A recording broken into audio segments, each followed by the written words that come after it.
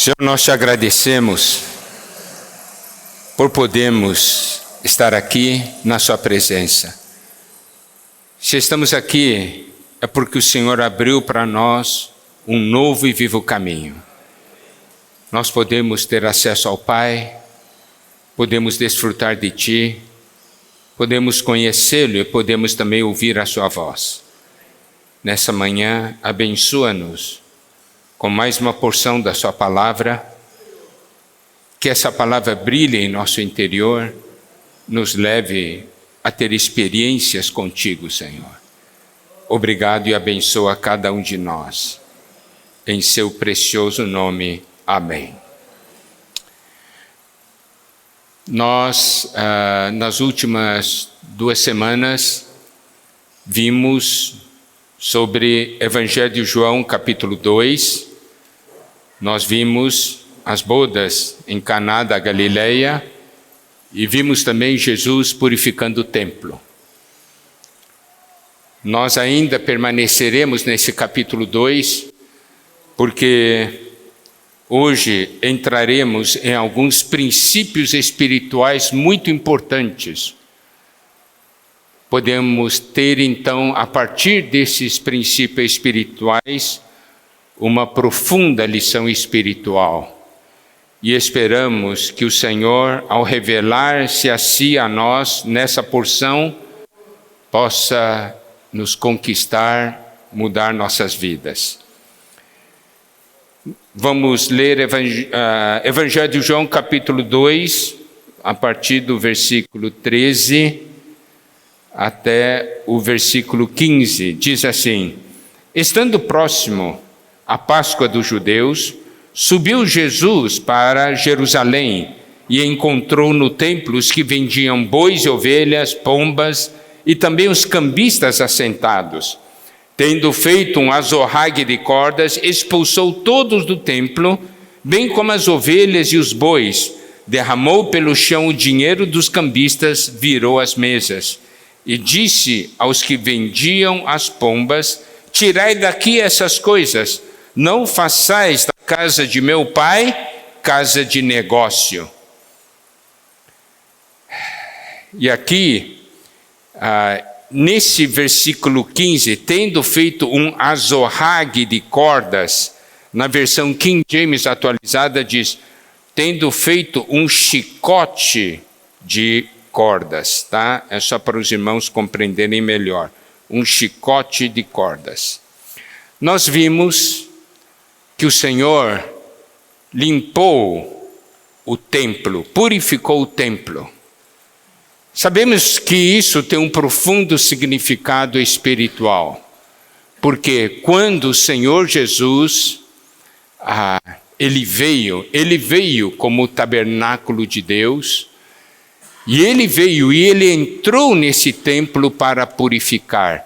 O princípio que precisamos aplicar para as nossas vidas é: o que é que nós somos hoje para Deus? Nós somos hoje também o templo, o santuário de Deus. 1 Coríntios 6,19 diz: Acaso não sabeis que o vosso corpo é o santuário do Espírito Santo que está em vós, o qual tendes da parte de Deus, e que não sois de vós mesmos?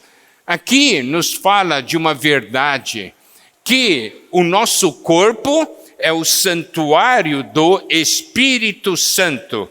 E aqui diz que está em vós, o Espírito Santo habita em nós.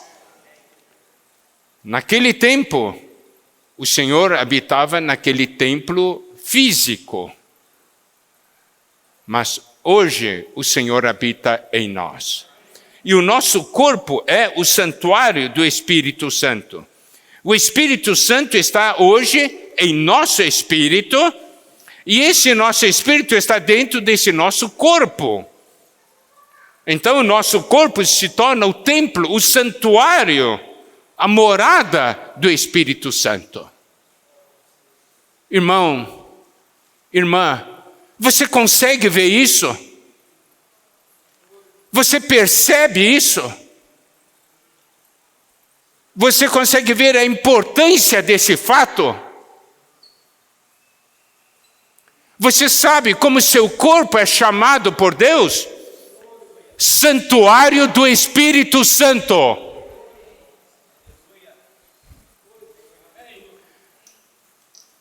Se você estivesse caminhando e de repente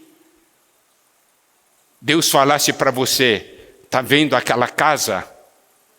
Aquela casa é o santuário do Espírito Santo. Você não iria olhar para aquela casa de uma maneira especial? Uau! Aquela casa é o santuário do Espírito Santo? Então, você teria maior reverência e cuidado, não é isso? Seu corpo é o santuário do Espírito Santo. Como você trata o seu corpo? Como você vê o seu corpo? Baseado nisso, irmãos, nós podemos ver que nós conhecemos muito pouco da palavra, da realidade da palavra de Deus.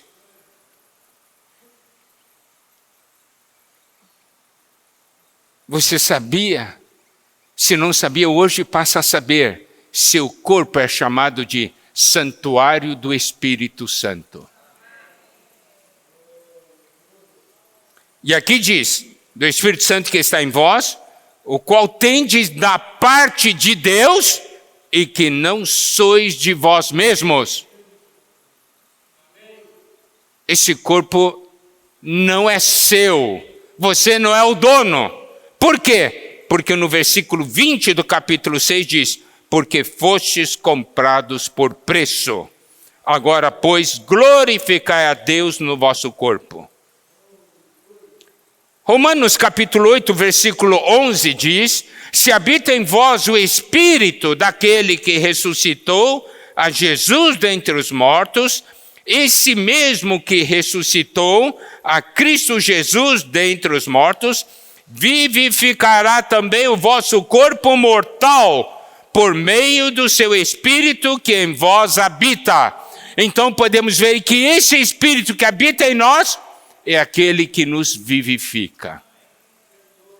E um dia vivificará o nosso corpo mortal a um ponto que teremos um corpo de glória. A Bíblia diz que nós fomos comprados por preço. 1 Pedro, capítulo 1, versículo 18 a 19, sabendo que não foi mediante coisas corruptíveis, como prata ou ouro, que fostes resgatados do vosso fútil procedimento, que vossos pais vos legaram, mas pelo precioso sangue, como de cordeiro sem defeito e sem mácula, o sangue de Cristo. Nós somos resgatados, nós somos comprados pelo sangue de Cristo. Por isso não somos de nós mesmos. E no final do versículo 20 do capítulo 6 de 1 Coríntios diz, glorificai a Deus no vosso corpo. Como que podemos glorificar a Deus em nosso corpo? Permitindo que o Senhor que habita em nós como Espírito, ocupe, sature cada parte do nosso ser, a fim de que nós possamos expressar Deus por meio do nosso corpo. Isso é glorificar a Deus em nosso corpo. Seu corpo é para glorificar Deus. Meu corpo é para glorificar a Deus.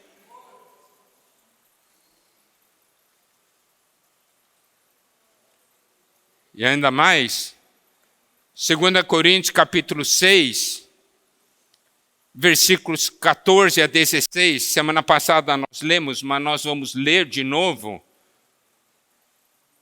sobre o que nós também somos coletivamente. Meu corpo é santuário do Espírito Santo, certo? Agora, mas também coletivamente, olha, diz o seguinte no versículo 14, não vos ponhais em jugo desigual com os incrédulos. Aqui nos mostra, para nós não nos colocarmos no mesmo jugo, que seria um jugo desigual, Nós somos um povo santo, separado, comprado por Deus. Nós somos diferentes e o Senhor não quer que nós estejamos ligados. De que maneira? Aqui diz, porquanto que sociedade pode haver entre a justiça e a iniquidade? Justiça é a característica do povo de Deus. Iniquidade é a característica daqueles que não creem em Deus. Que tipo de relação nós temos com Ele? Eu não estou dizendo que a gente não deva conviver, nós temos que conviver, nós temos que levar o Evangelho, vivemos no meio das pessoas, certo? Mas nós não nos unimos a ela. Aqui fala de sociedade. Ou que comunhão da luz com as trevas? Tudo isso se refere à santificação. Porque já fomos comprados, nós somos separados. Que comunhão da luz com as trevas, que harmonia entre Cristo e o maligno. E diz que união do crente com o incrédulo. E aqui diz que ligação há entre o santuário de Deus e os ídolos. Nós somos chamados de santuário de Deus.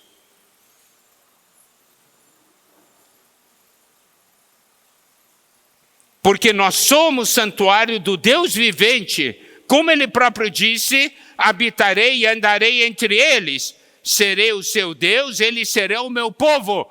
O Senhor habita no meio de nós. Ele é o nosso Deus e nós somos o seu povo.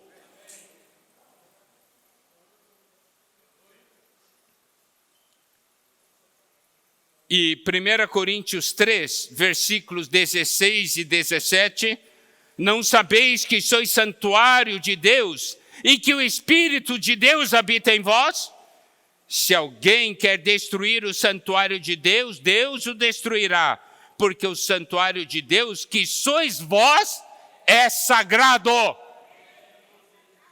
O Senhor diz, nós somos sagrados.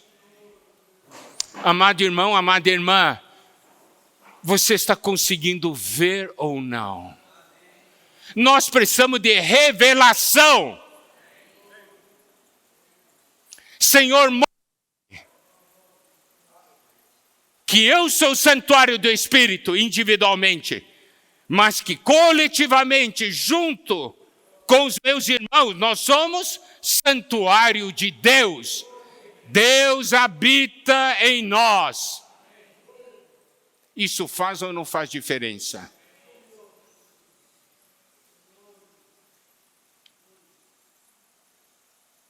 Aplicando Evangelho de João, capítulo 2, os versículos 12 a 22, que falam da purificação do templo, e hoje vendo que nós somos esse templo, aí nós temos que entrar numa realidade, esse templo que somos nós, está ou não está contaminado? Tem ou não muita coisa indevida em nós?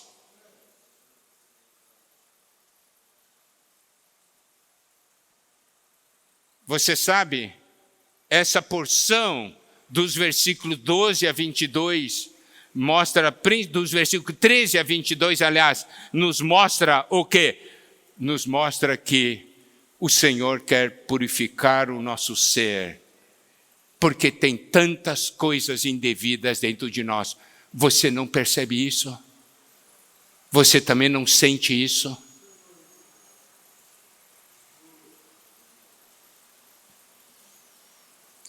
Nessa porção 13 a 22, nós vimos na semana passada, tem dois aspectos. Primeiro, o Senhor purifica.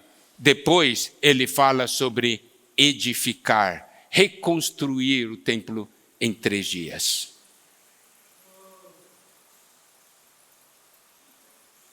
O inimigo sempre quer contaminar o nosso ser. Nós somos santuários de Deus. O inimigo sabe. Mas ele, então, todos os dias quer que as coisas do mundo, quer que coisas inadequadas entrem em nós. Ele tenta, mas o Senhor vem limpar. E nós temos que deixar o Senhor limpar.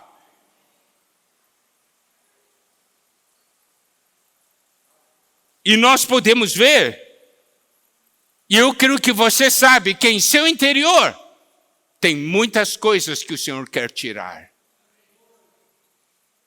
Ele diz, você é minha morada. Tem muitas coisas que estão em você que eu não quero.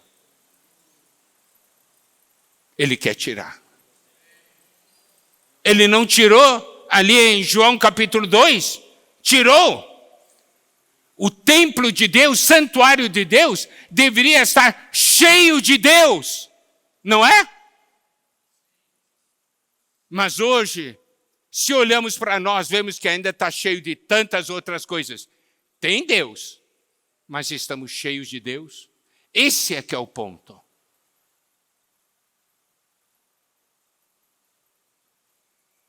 Então o Senhor tem que vir e tirar. E ele usa um chicote de cordas. Ou cordas, e a palavra, né, no grego se refere também a uma planta que você faz, pega uma folha, depois tira, né, e dele faz uma corda de plantas, né?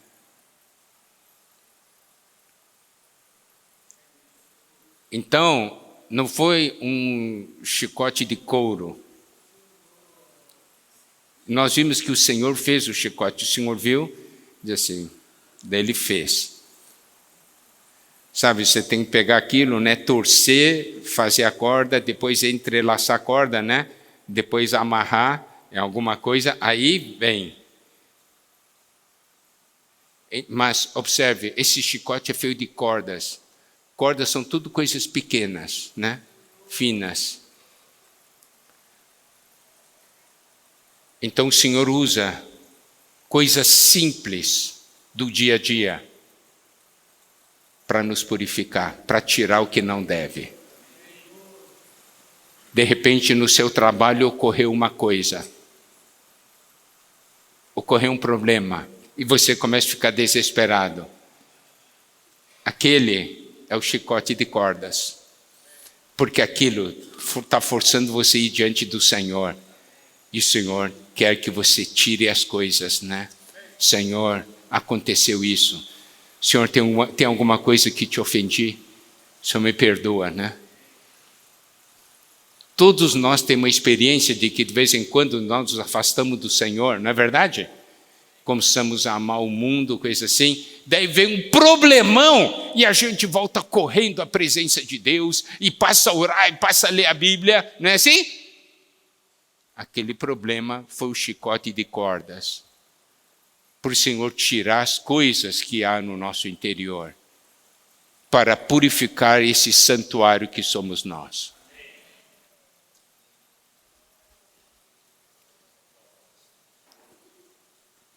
João 2,17 diz, lembraram-se os seus discípulos de que está escrito, o zelo da tua casa me consumirá.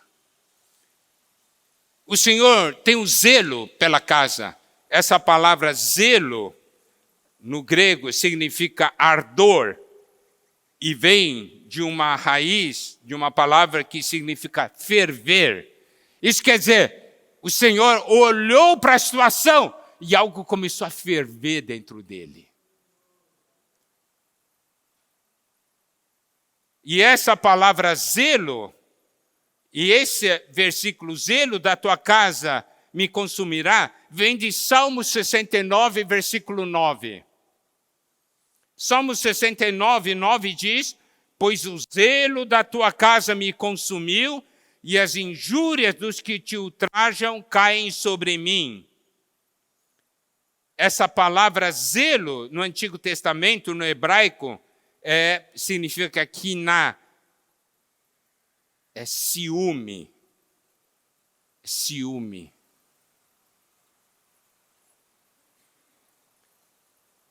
Tiago, capítulo 4, versículos 4 e 5, nos mostram o seguinte: infiéis, não compreendeis que a amizade do mundo é inimiga de Deus? Aquele, pois, que quiser ser amigo do mundo, constitui-se inimigo de Deus. Ou supondes que em vão, afirma a Escritura, é com ciúme que por nós anseia o Espírito, que Ele fez habitar em nós? Aqui nos mostra que o Senhor tem ciúme de nós. Você é meu. Você é meu. Eu não quero que nada conquiste o seu coração. Ele sente ciúme de nós. Você sabia disso? A amizade do mundo é inimizade contra Deus. E você sabe, aqui diz assim: ou supondes que em vão afirma a Escritura, é com ciúme que por nós anseia o Espírito que Ele fez habitar em nós?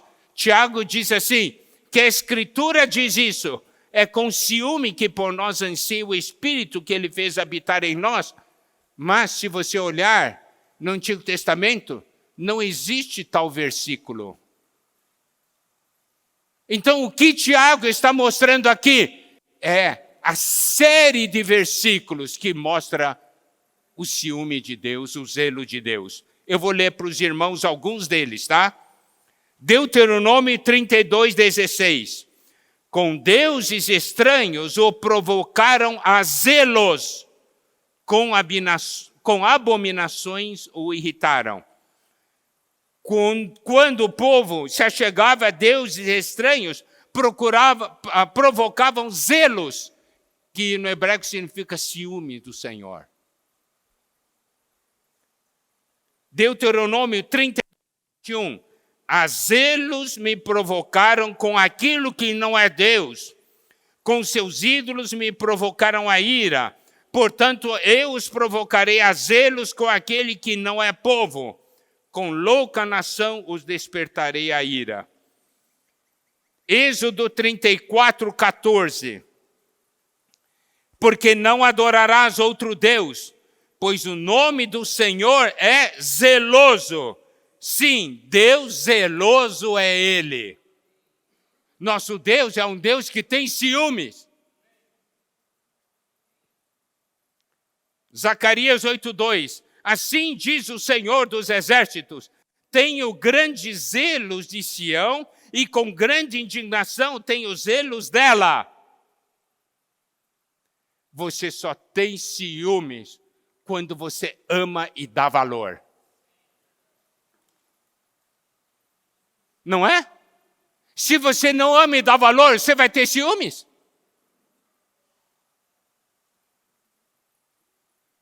Deus tem ciúme de você. Isso é o grande sinal que Ele ama você.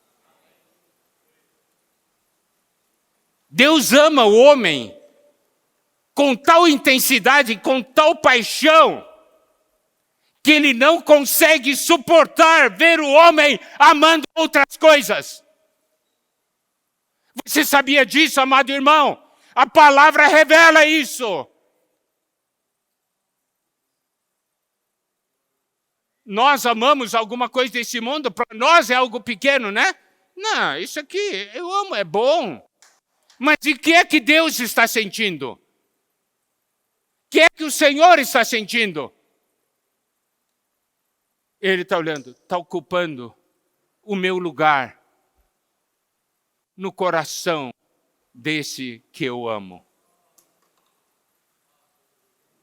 Eu quero perguntar para as irmãs casadas. Se seu marido falar para você, você tem 90% do meu coração. Amadas irmãs, digam para mim, vocês vão ficar alegres? Hein? Vão ficar alegres? 90% do coração. Vai ficar alegre? Hã? Sejam sinceras. Daí vai olhar feio. Eu quero saber daqueles 10%. Que negócio é esse de só 90%? Tá. Querida, 90% já é grande parte.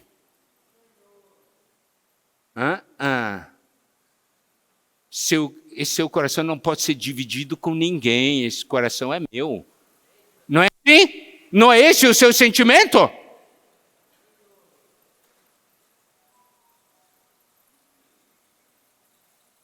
Ou irmão, um jovem se enamora de uma jovem.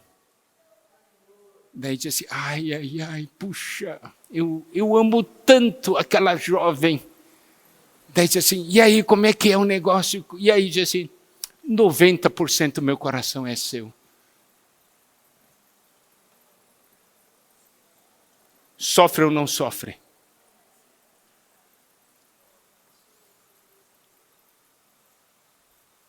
Você é santuário de Deus. O Senhor quer entrar e limpar. Você vai deixar Ele entrar e limpar ou não?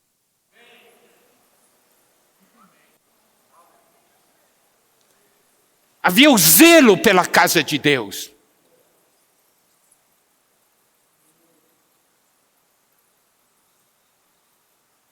O sentimento do Senhor é, você é meu. E eu não divido com ninguém. Você sabia que o Senhor ama você dessa maneira? Eu não divido com ninguém.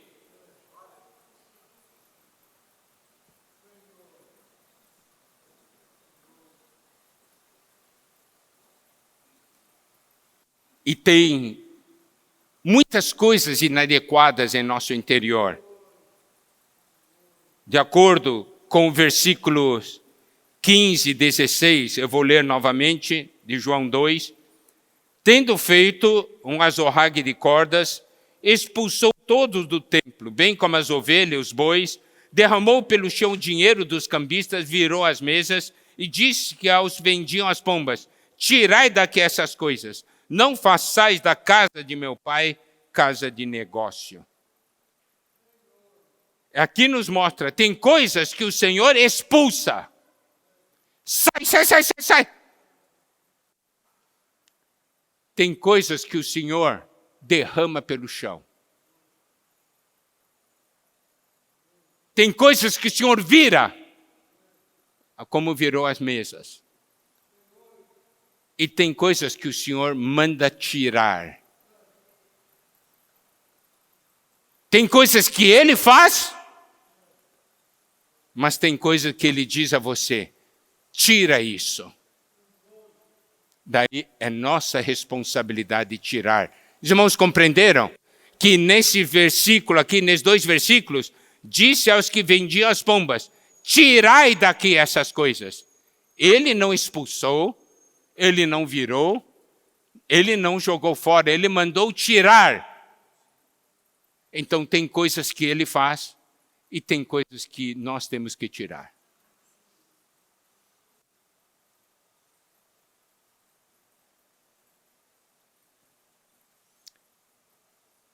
E na segunda purificação do templo, já antes da sua morte, Mateus 21, versículos 12 a 13, porque para aqueles que não ouviram o compartilhar do domingo passado, o que João registra é a primeira purificação do templo, né? E essa aqui em Mateus é a segunda. Diz assim, tendo Jesus entrado no templo, expulsou todos os que ali vendiam e compravam, também derribou as mesas dos cambistas e as cadeiras dos que vendiam pombas, e disse-lhes, está escrito, a minha casa será chamada casa de oração, vós, porém, a transformais em covil de salteadores.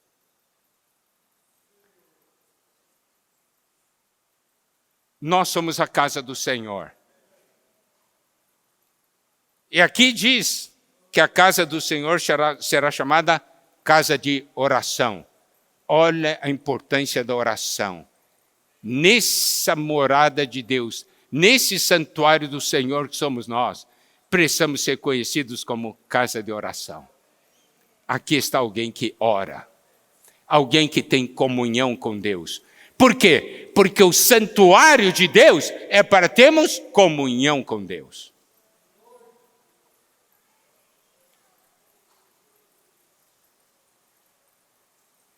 E nós sabemos que Satanás não somente quer contaminar, Satanás quer destruir a nossa pessoa. Ele vem para roubar, matar e destruir, né? Que João 10 fala, ele é o ladrão. Foi o que ele tentou fazer com o Senhor. Evangelho de João, capítulo 2, versículo 19, Jesus lhe respondeu, destruí esse santuário e em 3 dias eu reconstruirei. O inimigo de Deus Satanás queria matar o Senhor, pensando então que poderia causar um fim, mas o Senhor é a ressurreição. Ele ressuscitou. Ele, quando ele veio, estava num corpo físico, limitado. Foi crucificado. Satanás pensou, ganhei. Mas o Senhor ressuscitou. E o corpo dele mudou. Agora ele tem um corpo místico, que é a igreja. Nós somos o corpo de Cristo. Um corpo muito maior. Só que nesse corpo agora nós estamos incluídos. Aqui tem outro princípio espiritual. Por mais que o inimigo tente destruir, o Senhor na ressurreição faz algo novo e maior. Talvez Satanás destrua algo em você. Mas você tem um Senhor. O Senhor vai ressuscitar. Vai fazer algo surgir em novidade de vida.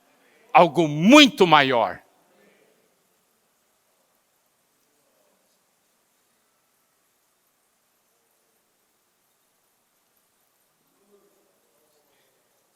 E hoje, nós fazemos parte do corpo de Cristo.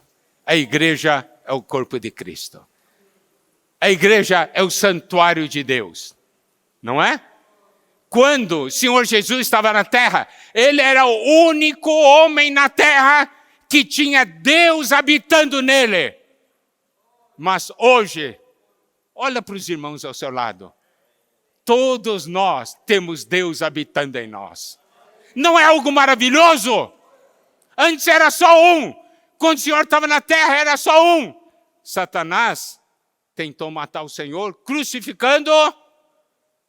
E aí agora surgiu esse montão de pessoas que tem Deus habitando no interior dele. Irmãos, olha como você é precioso para o Senhor.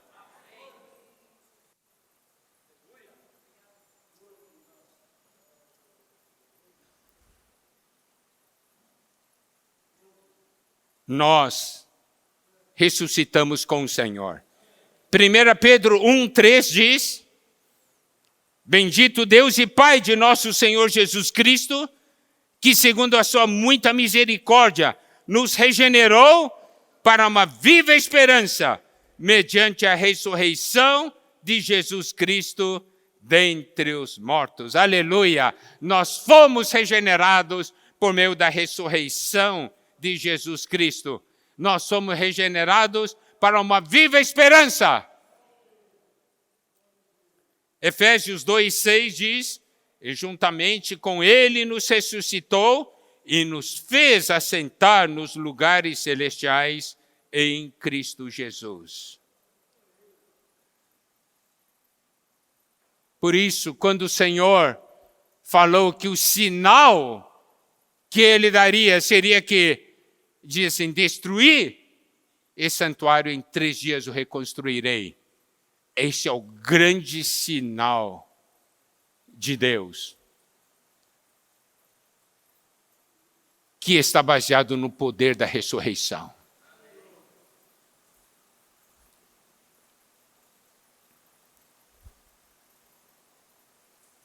E hoje o Senhor continua a edificar esse santuário que somos nós. 1 Timóteo 3,15 diz, para que esse altadar fique ciente de como se deve proceder na casa de Deus, que é a igreja do Deus vivo, coluna e baluarte da verdade. A igreja é conhecida como a casa de Deus. Amém? 1 Pedro 2,5.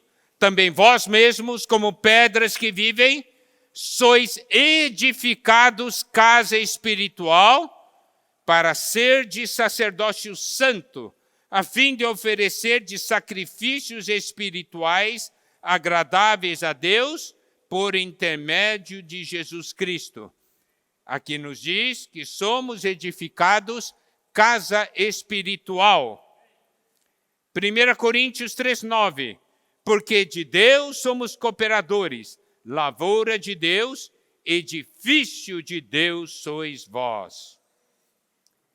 Efésios 2, 21 e 22, no qual todo edifício bem ajustado cresce para santuário dedicado ao Senhor, no qual também vós, juntamente, estáis sendo edificados para a habitação de Deus no Espírito.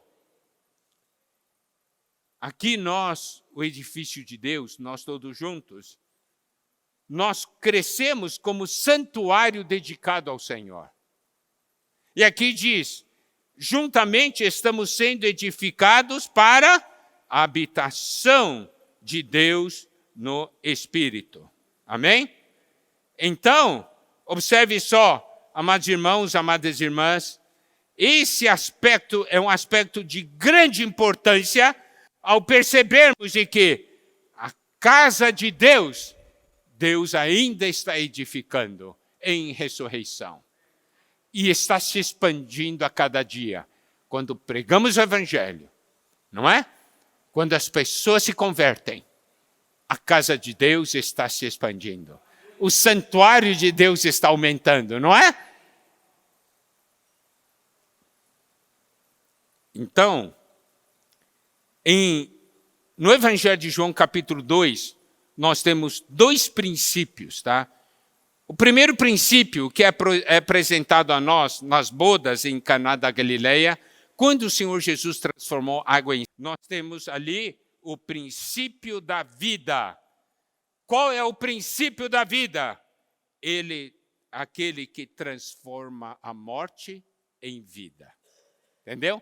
Esse é o princípio da vida. Transformar a morte em vida. E essa é uma constante em todo o Evangelho de João.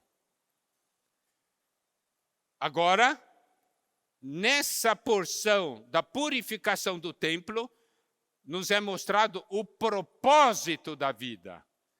O propósito da vida é a edificação da casa de Deus. Compreenderam?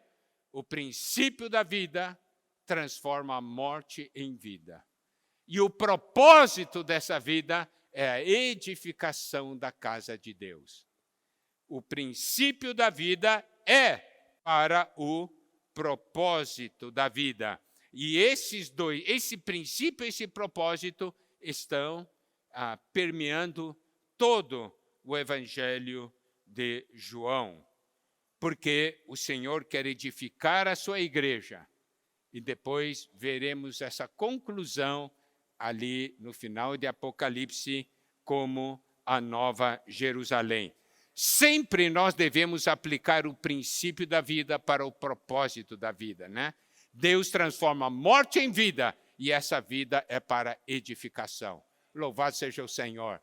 Todos nós que temos vida é para sermos edificados. Agora, eu gostaria de falar de que a obra de Cristo tem dois aspectos. O Senhor Jesus, o seu ministério completo tem dois aspectos. O ministério terrenal e o ministério celestial. O ministério terrenal, ele cumpriu nessa terra, foi para a redenção, foi para transformar a morte em vida, correto? Esse foi o propósito da redenção. E o ministério celestial, que o Senhor ainda desempenha hoje a partir dos céus, é para a edificação do corpo de Cristo. E Ele, como cabeça, está governando, operando e trabalhando em nossas vidas para que essa edificação se conclua. Os irmãos percebem? Ministério do Senhor Jesus. O ministério terrenal foi concluído. Obra da redenção concluída. Louvado seja o Senhor. Mas hoje o Senhor continua agindo no seu ministério celestial. Isso está em Hebreus 8, tá? Numa outra ocasião nós podemos falar sobre isso. E esse ministério celestial é para a edificação do corpo de Cristo, é para a nossa transformação, para o nosso amadurecimento. Não é bom? É bom demais. Irmãos, eu espero que hoje, ao saírem daqui, todo mundo saia com uma forte impressão no Espírito. Eu sou o santuário do Espírito. Nós juntos somos santuário de Deus. Eu preciso ver o meu valor. E eu vou deixar Cristo limpar, tirar as coisas, expulsar, não é? Para que a glória de Deus se manifeste. Meu corpo é para a glória de Deus, para que Deus se expresse. Que o Senhor nos abençoe. Amém?